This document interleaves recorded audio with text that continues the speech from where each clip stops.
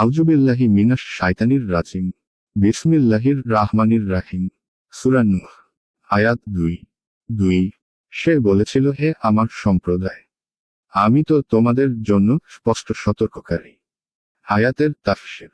সে বলেছিল, হে আমার সম্প্রদায়, নিশ্চয় আমি তোমাদের জন্য স্পষ্ট সতর্ককারী।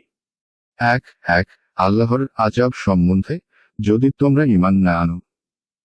সুতরাং আল্লাহর আযাব থেকে বাঁচার উপায় বাতলে দেওয়ার জন্য আমি এসেছি, যা পরের আয়াতে বর্ণিত হচ্ছে। আয়াত 3। এ বিষয় যে, তোমরা আল্লাহর ইবাদত করো, তাকে ভয় করো এবং আমার আনুগত্য করো। আয়াতের তাফসীর।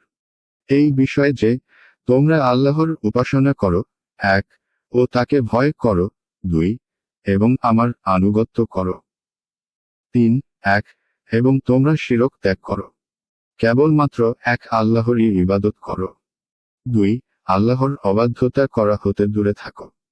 কারণ এই অবাধ্যতার জন্য তোমরা আল্লাহর শাস্তিযোগ্য বিবেচিত হতে পারো।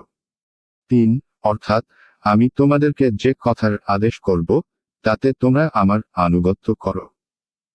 কেননা আমি আল্লাহর পক্ষ হতে রসূল ও তার বার্তাবাহক হয়ে তোমাদের কাছে প্রেরিত হয়েছি।